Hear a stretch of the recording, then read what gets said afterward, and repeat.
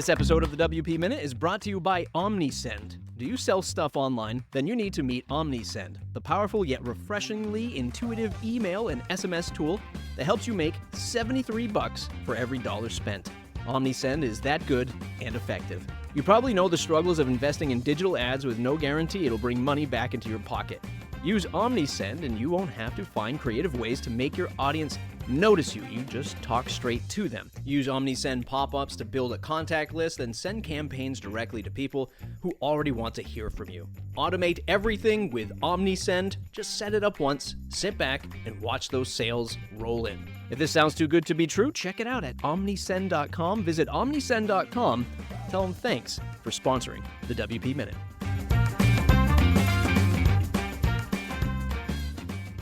Tessa, welcome to the WP Minute. Excited to be. I obviously know you from the WordPress space.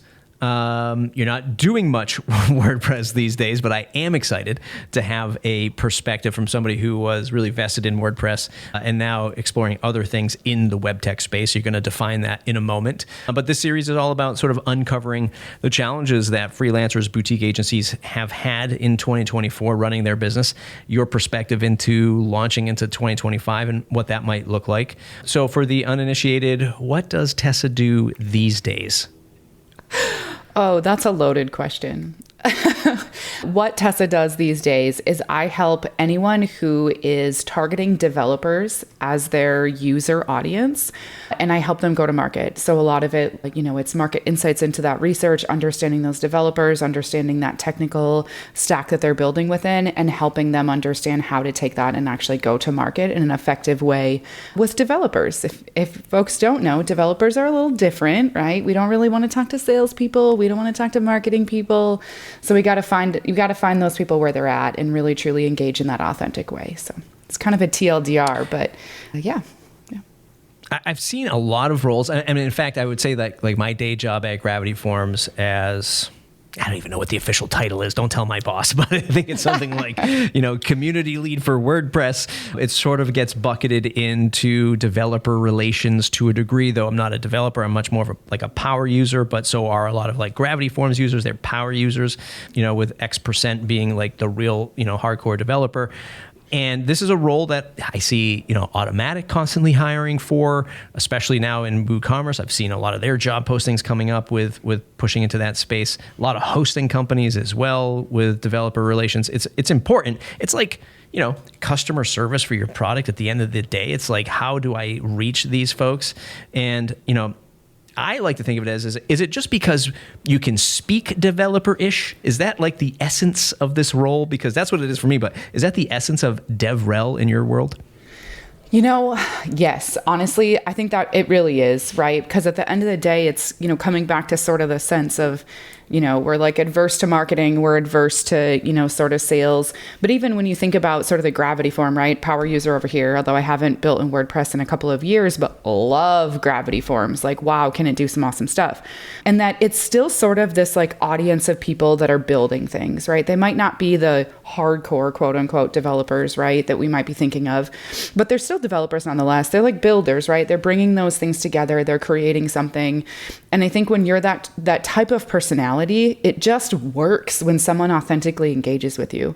And to actually kind of take that a step further, I believe that if all companies started operating in the way that DevRel operates, where we get to know our audience and we actually authentically engage in them where they're at, I think everyone would find a lot of growth from that tactic. And so, yeah, fundamentally, I think that it's really about getting down there and like hanging out with those users, and like who doesn't want that from a company, We are going to talk about the challenges of 2024 and then what your perspective is into 2025. But I love this topic, and I want to go a little bit just deeper. This seems like a dream role. When I left my other career in the podcast industry, capital P and capital I, like being somebody who has been a podcaster for over a decade and then like had a career in it for a little while, I was like, man, this is great. And I really started to see more DevRel stuff pop up, right?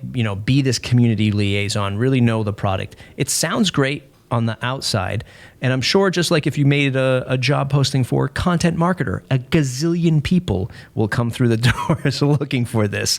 How does one stand out? How does one really take this job serious where it's not just show up at WordCamps and high five each other and eat some cupcakes? What does it really take to be in this profession professionally? Yeah, I love what you just said, because I think that a lot of sort of DevRel as a big tech trend, so let's call it that, right? Because DevRel has been around for years. I mean, Apple started it back in the 70s. They understood that technical audiences were different. They needed to approach it differently. But when you look at it today, and even honestly, when you look at sort of DevRel programs that were created over the pandemic time, it was a lot of that. It was a lot of eating cupcakes and hanging with your friends. And it does work and it can work, right?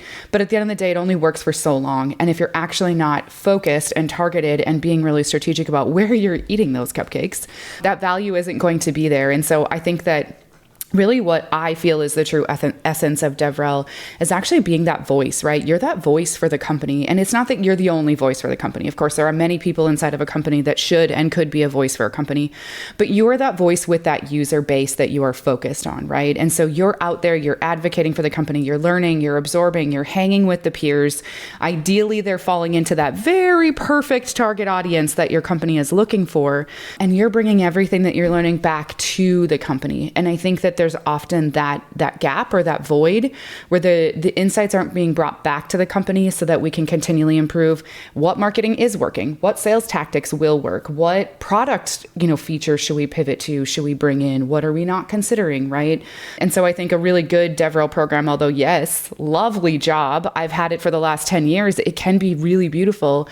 It also is a job where you are tasked with driving some sort of objective or some sort of results, right? And those results need to be clear and the company needs to see that. And so that kind of speaks to sort of the COVID trends we were seeing in which DevRel was created, and that impact was just not as visible as it needed to be.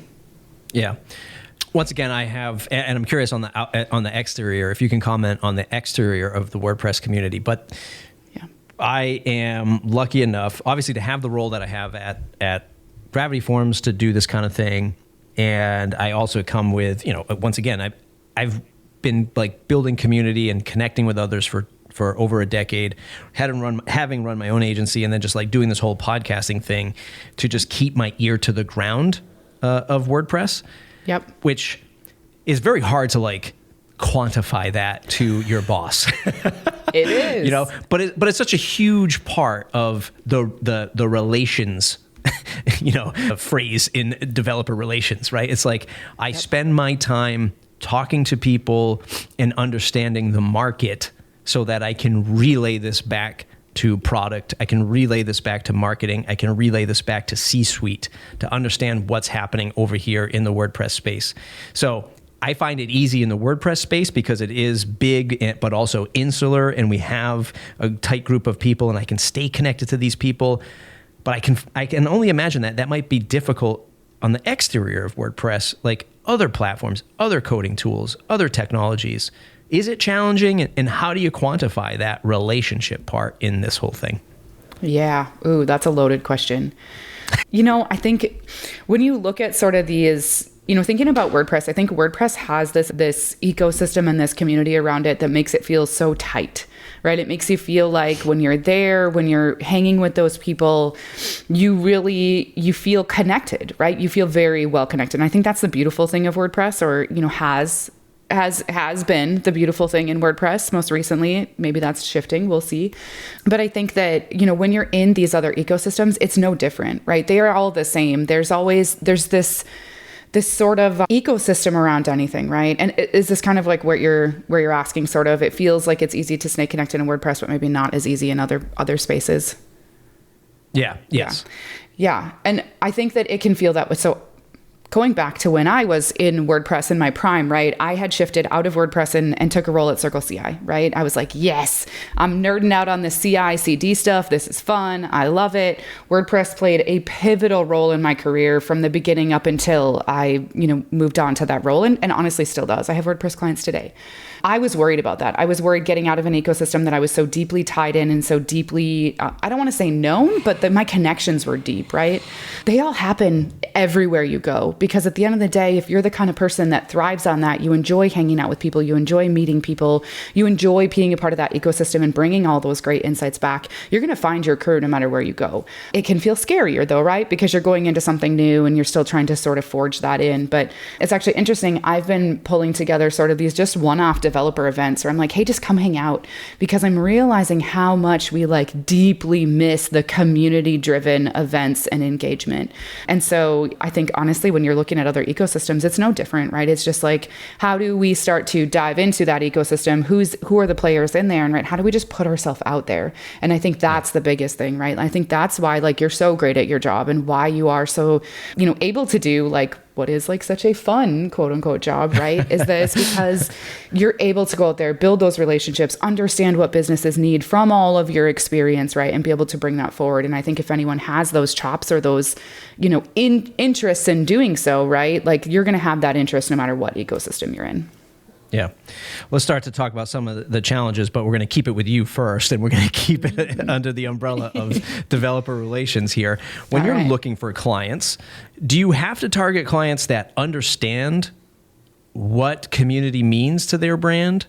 Yeah, I can imagine like some, software company being like, we need developer relations. We don't know anything about community.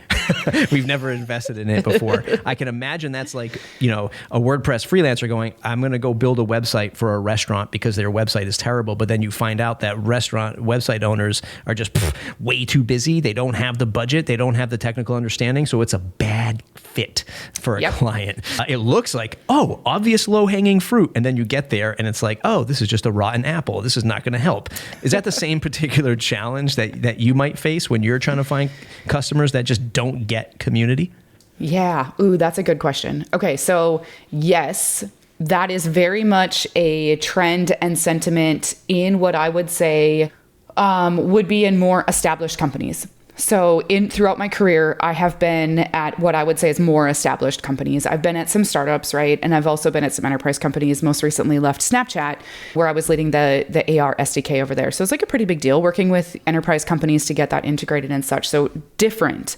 So coming into, I would say sort of middle stage startup into enterprise and sort of beyond, absolutely. There is definitely a shift that you have to start to almost like forge with them around, hey, here's why developer relations is valuable. And sometimes they have technical founders, right? They're years from it because they're established companies, right? But they forget. They forget what it's like to be a developer. They forget what it's like to sort of be this user that's like, I don't want to hang out with sales or marketing, and I kind of just want to find my crew, And so yes. However, in my scenario, I targeted essentially my target audience, so I didn't have to do that work because I'm so burnt out on that work. It's something that in DevRel is very common to have to advocate for. Here's what DevRel and here's why we do it and here's how developers think. And it gets exhausting, right? It's like having an accountant constantly having to tell you, you have to do your taxes, you have to pay your bills, right? Like no one wants to chase down someone. You want to lose weight, Matt? Stop eating pizza. It's just like, oh yeah.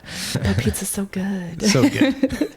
But in my business, I focus on early stage dev tool technical founders. And so I did that for, obviously, you can probably figure out a number of reasons. Technical founders, I want to hang out with my peers. I want to hang out with other devs because I'm a dev. But then on the early stage, right, they're not thinking about, community versus not community versus whatever, right? They're thinking about growth. All they care about is growth. They need to get developers to their platform. They don't really care about the technique. They just want to know what's going to be the best approach to drive that growth immediately. And so they're eager, they're scrappy, they're fast moving. Those are my people. And so in that case, I don't have to explain it to them because they, for the most part, are a lot closer to the original days of building their product. They're a lot closer to being a developer. And now there are a lot of really great resources out in the world that are really speaking to DevRel and why it's so valuable. And so most of them come in with some understanding that developer relations and community is going to be valuable. But if they don't, it's still us talking about, hey, you have to be where your devs are because they're not going to come through ads or these other technical channels. Yeah. Not technical, normal channels. Right. I want to try to pull together the experiences that you have now sort of outside of WordPress and how it might relate to the WordPress listener that we have listening to us right now. Yeah. I was talking to my writer, Eric Karkovac, earlier today, and we were just talking about the industry in general. And one of the things that I still see today in the WordPress world, I stumbled upon a plugin that I just found interesting, never heard about it before, but I hit the pricing page and it was the typical $47.97, $147 for the price. And I'm like, are we still doing that in 2024? Like, are we still, that's what we're still charging these days? We all realize we're headed into 2025, right? And like sustainability and survivability is like a thing, and like making money isn't bad, and the prices should go up because the prices of my bananas have gone up. So certainly this piece of software should go up. Is there a thread there that you see now, being on the exterior of WordPress, learning from all these other bigger tech outfits, or even the startup outfits that you're working with, that you look at and say, hey, WordPress, get a little bit better with this thing that you're doing, whether that's pricing or packaging or presenting to your end user? Is there a thread there that you can pull on that from your experience these days? Yeah, I love what you said there, because I was definitely picked up a lot of what you were saying in terms of, sort of the advancements. Yes. And so here's the thing, and I spent a great deal of time in Drupal as well. And before that in Joomla. So I've got just a great deal of sort of the open source kind of that vibe, right? The people are different. And so I think what's really interesting about that is that we see in WordPress a very open source mentality type of a pricing structure, right? Which is very much what you're alluding to. I'm just going to charge you a little bit of money, and maybe even sometimes you're getting a lifetime license, or even sometimes you're getting, all the bells and whistles for $47, which you'll never see that in big tech, right? Absolutely will never see that. And there's good and there's bad here, right? And I think that when we look at the WordPress community and the people who are the developers who are used to the open source kind of model and methodology, even in big tech, you will see them not charging as much. You will also see them giving away things for free. You will see them, building big, beautiful projects with no monetary value, because that's the mission and what they want to do. However, there's always going to be that, right? There's always going to be that open source version, or that free version, or that freemium version. I think that in the cases of WordPress, I think that what is happening is that folks feel like, because the ones that may be vocal or the ones that they're experiencing are the ones that only want to pay the $47. And this is very much where it comes into a lot of the work that I do in my business. And the early part when I'm working with a client is the market research. How can we understand the value at which a tool or a product for a developer is providing, and what are they willing to pay for that? I actually go out and talk to their target audience, and I'm like, would you buy this? What would you pay for it? I don't say, would you buy this? Because that's a horrible question. You want to ask the question. You want to ask the question of, is there value in this for you? And if there is, how do you envision using it, right? And then from there, there's the follow-up question of, okay, hey, yeah, let's dive into actual pricing. What are you willing to pay? And I think that oftentimes WordPress generally, right, we'll just go with, hey, here's what my peers are doing. But at the end of the day, WordPress is was it 43, 44? I can't remember the exact percentage now that WordPress is hosting of the web. Imagine that, huge, big brands. I mean, we've got Coke, we've got Disney, we've got just huge brands, right?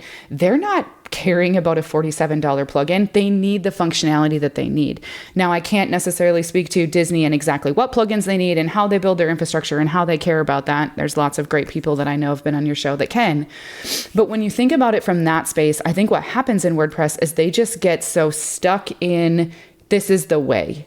This is the way, this is how we price, and we're always going to do a Black Friday sale, which also I just laugh about, because why Black Friday? Really? Devs are spending money all the time. The Black Friday thing just makes me chuckle, because it is such a constant thing. But at the end of the day, I'm not thinking about buying a tool on Black Friday, right? I'm thinking about buying a tool when I'm in the pain point, I have that problem, and I need a resolution. And I'm not saving that pain point for Black Friday. So it's interesting to me that, some of the trends and things that we see in some of these open source communities versus what we see in big tech, right? I could go on for a long time on this, but When we first DM'd each other on Twitter, which was nearing about a month ago before setting up this call, you mentioned that you could share some challenges without name dropping any particular clients. Are there particular challenges in 2024 that you're seeing across the board from the brands that you're working with or customers you have worked with outside of WordPress? We just talked about like some of the challenges that WordPress has, but what are the challenges in your space that clients might be running into for you? Yeah. Oh, that's a good question. So I have a couple things, AI being one of them. Let's come back to that because I know that's kind of a loaded one. I like to leave that to the end because I know the listener wants that. So they want it. Let's make them wait for it. Okay. So let's talk about that. I think one of the biggest things that I'm seeing is around sort of our economic times, right? Like we are seeing a very strict tightening of budgets in big tech where those budgets used to be a little bit more loose, a little bit more, yeah, it's fine. Go take people to dinner, where now it's like, who did you take to dinner? How much did that cost you? Where did you go? Did you stay within budget? Where's the receipts? What was the value you got out of that conversation, right? And years ago, we didn't see that as much. I think we still saw it. There's always been a scenario where people are, shifting and hustling and whatever. And so with that, what I've actually learned is VC change. So a lot of venture capital trending and a lot of different investment trends. Previously, you could show traction. Hey, I've got users I'm retaining, users that haven't churned, users who are continuing to find value. And maybe they weren't always a paid user, where now those VCs are like, what's the revenue? And it isn't about adoption, it's about revenue. We want to see adoption plus revenue. And I think coming back to the conversation we just had around pricing, right? That's everything. If you're in a space where you're looking to get funded, I know WordPress and VC funding are not always, in a combination together, but should someone be thinking about that, that's definitely those trends now of like, we used to be able to just prove adoption and now we need they want to see those dollar bills, y'all. Yeah. Yeah, I feel the same way about, there's so many correlations between like what I see trending in, let's say, content marketing, again, because of like AI and just like attention and just so much stuff happening.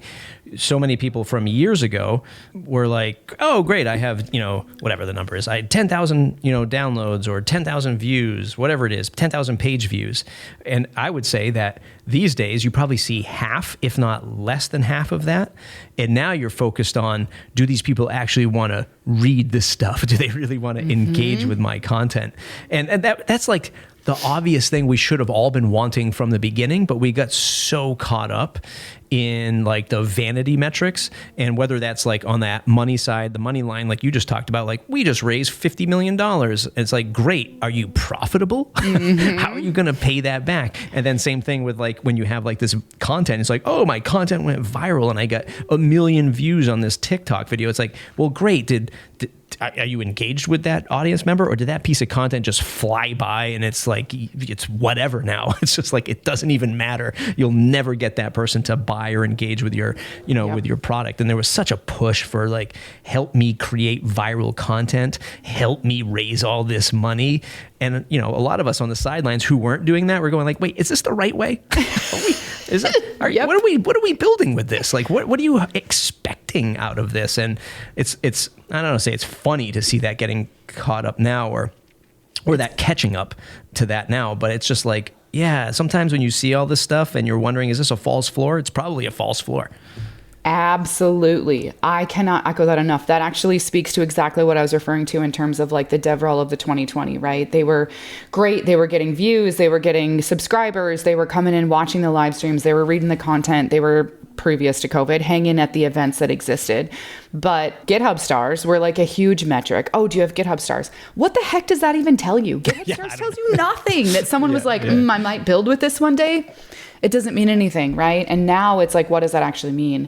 Which speaks into, or sort of leans into, I had 3 trends. One was VCs and they want revenue. The second one is what I'm going to dive into here, and then we'll get to the AI one. But the second trend is around truth. Right. And I think this is more than anything, we can all relate to this, especially with the election and everything we have going on, is there's no trust anymore. And so the sort of, oh, okay, cool, I'm going to trust what you do is gone. And it's more of like, I don't believe you. And so when an immediate reaction for someone is, I don't believe you and I need to validate. And it's not that they're like, oh, I see you and I think you're a liar. It's just more like the initial sort of trust that we had inside of us has dissipated. And now we want to question everything.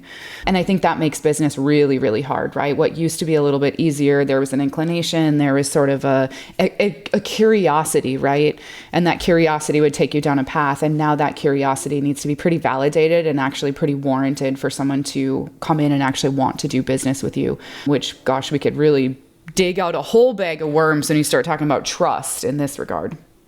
Yeah, I grew up in car sales. So, like, listen, I've been on both sides. So I totally get it. Like, I totally, like, get it when people just don't trust you as, like, that front person. And they're just like, nope, just here, give me the best deal. I got to leave. Like, there's nothing that fortifies you for running your own small business than, like, selling cars in New England in the, dead of winter. Nobody wants to talk to you. Nobody wants to be outside looking at this car. And they just are at odds with you immediately. Like, the chances are just so slim, to land a deal. And you're like, no, like, you can trust me, whatever. Like, I'm trying to do this. I'm trying to do right. We're not like this high pressure car sale. I don't want to get into car sale, but it's like not a high pressure car sales, family owned and all this other stuff. And they're just like immediately coming to war with you. Yes. And this was me in car sales, like literally 25 years ago. That's, how long it's been. And it's still, the same. You still see that stuff, happening today. It is crazy, but trust is massive. That's a perfect analogy. Honestly, the world is more like a car sales transaction than it has ever been. Right. Yeah. Right. Yeah.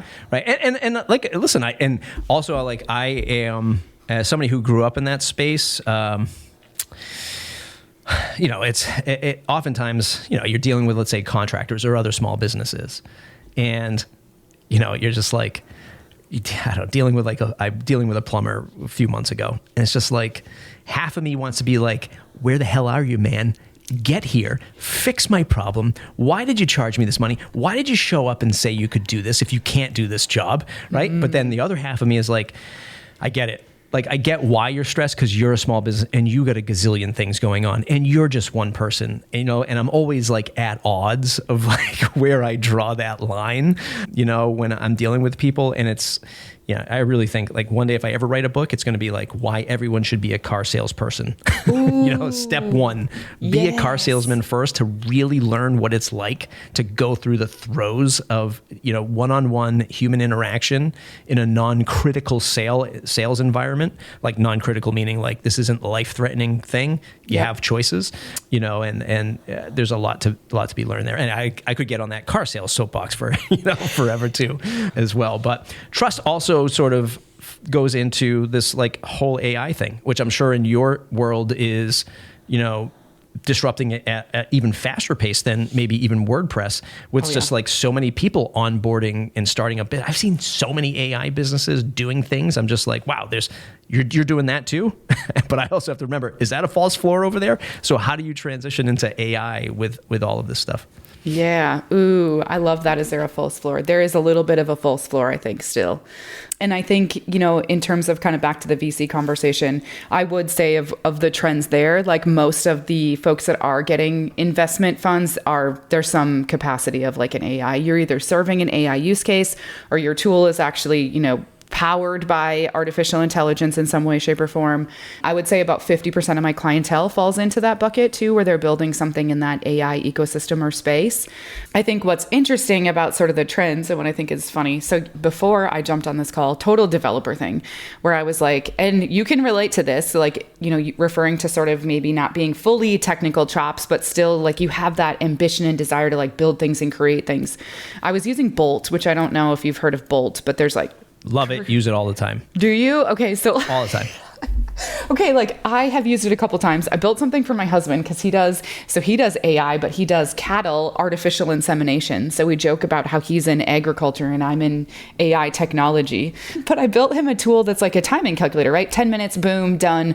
All it did was say his protocols are very timed, right? So one thing has to be done exactly set number of hours after another. It was hard to communicate that to clients. So we're like, pop the first time in and you'll see what the rest of the times look like.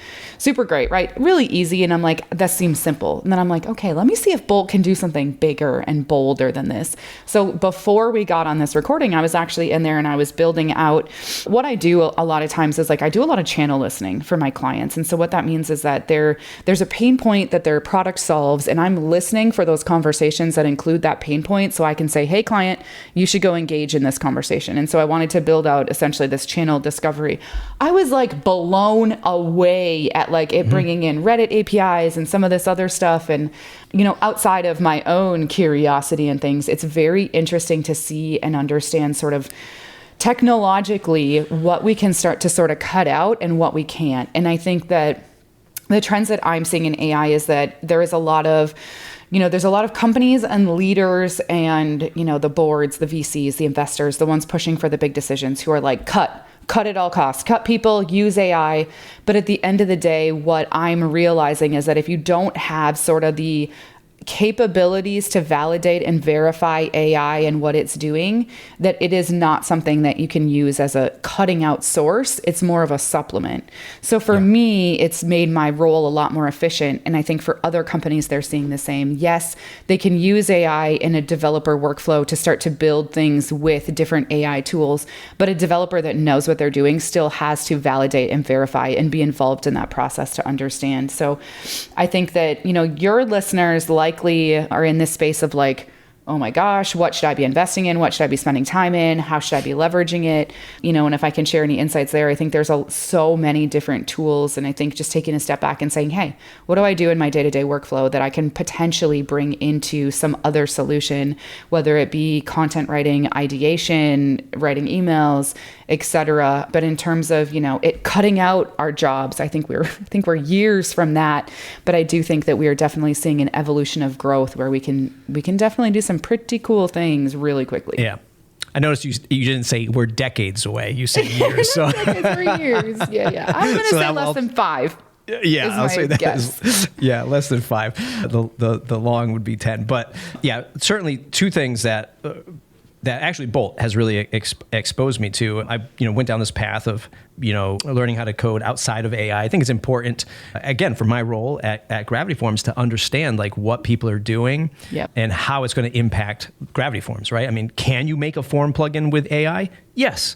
Is it going to have the same attention and scale that Gravity Forms has now? No, because the same appreciation that I've uncovered for WordPress, actually building out my own standalone React apps through Bolt and Cursor, and use Bolt as like the front end ideation, and then Cursor to implement the more like strategic parts of it, is what I've been doing the last month or so.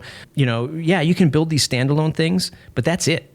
Like you're the human responsible for it now. Exactly. You created it, and if you don't know what the hell you're doing, you're not going to be able to think about what comes next. In that passing moment, you made something awesome. Right. But with WordPress, you would look at it and go, oh, this thing is 20 years old. This is a monolithic app. It's, it's old. It's lethargic. Okay.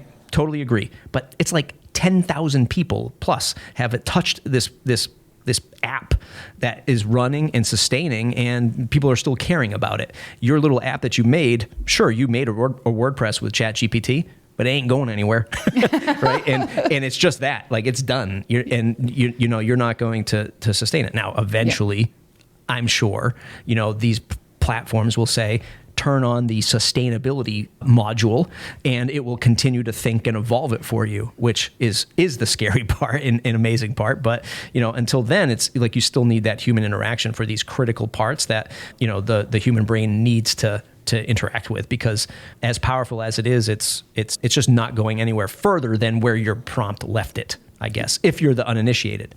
That was a long rant, but what I wanted to get to was what this also has exposed to me is what I saw early on in the WordPress world, which is like, now I'm learning about all these frameworks, right? Next.js, React, like all this other stuff, and all these little pockets of communities that exist, just like we see in WordPress, but they're like thousands of tiny little pockets of communities that exist for all this other real world coding. And what this AI thing has done is the same thing Page Builders has done to WordPress. Because now I'm seeing it on the outside where people going, well, if you don't understand how to use this stuff, you shouldn't be coding in AI, right? Which It's the same thing I heard like 15 years ago when people are like, if you're using a page builder, you don't know how to build a website. You shouldn't be doing this. And I'm like, where have I heard this? Oh, wait, I said that 15 years ago to somebody who came in with like Beaver Builder or Page. Well, back then it was like Page Lines or Thesis Theme. And you're like, you didn't do this right. All you did was buy this on Theme Forest and launch it, until I got educated, obviously, and understood like how people learn. And now people are learning like this with this kind of technology. Yep. It's just interesting to see how humans react to maybe not gatekeeping, but they're like, I've put 10 years of sweat equity into this, and now you just showed up and launched a React app with Bolt. That's not fair, right? No real question there, but I don't know if you have like a comment on where that world is heading. Oh gosh, I very much do, because actually what you were sharing was like, oh yeah, it's all back to that trust, right? It's like, absolutely we can use AI. And I laughed because I understand what you're saying of like, oh, page builders, you don't know what you're doing, right? Because we all sort of like, we get into this space where when someone comes in and they can do something better and quicker, it's like, wait a minute, should we trust that? And then that all comes back to that trust, right? It's like, yes, we're all going to grow, we're all going to evolve, and things are going to change. And there's all these other use cases. And I think that we forget that like we're like one person, and we're using something in the way that we're using it, but we don't think about, people who can't, build something, or people who don't understand how to build a WordPress site without a page builder, or how to build an app without AI, right? But I think what I think you brought a really good point to is like, you can build all these things, but just because you build it, it doesn't mean they're going to come, right? And so I think that that's the point of all of this, of we can create these really great things and it's awesome, but at the end of the day, we still have to be humans that can build a business. We still have to understand the use case. We still have to understand our target audience. We still have to know who's willing to pay for that tool, what they're willing to pay for it. We still have to show up and do the marketing. And yes, we can hire AI to write our content, but that's not how marketing works, right? It's all these different things that go into it. And so when we build these things and they are new and they are early, there's a lack of trust, coming back to that other trend, right? And I think that when we do start to build these things, that's essentially where I feel like both politics and AI have created this lack of trust, right? Of, can we actually create things with AI that has a person behind it that is trustworthy, and utilize it in that way? So I think that's my commentary there, is like, through all of that, it's all been trust, right? Should we trust this? I question this, but what is it that we can do to bring a lot of trust to what we're doing with AI? I like to blame the bad car salesperson that started all of this stuff, before AI and politics. Tessa Kriesel, built4.dev. You can go to built4.dev if you want to connect with her services. Anywhere else you want folks to go to say thanks or to connect with you online? I'm pretty much everywhere across all the socials. So if you're on LinkedIn, Blue Sky, Twitter, X, whatever the heck you're on, I'm Tessa K22 in most of those. But happy to engage and chat. I'm a very friendly and personable person. So reach out wherever you're hanging out. Fantastic stuff. TheWPMinute.com, TheWPMinute.com/subscribe to stay connected, and we'll see you in the next episode.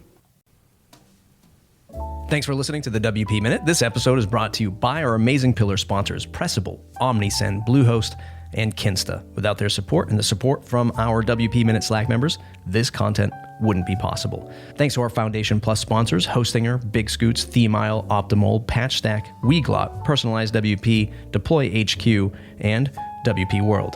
Their recognition to help support independent WordPress media keeps the lights on. Want to support the WP Minute through sponsorship or joining our members-only Slack? Visit WPMinute.com/support.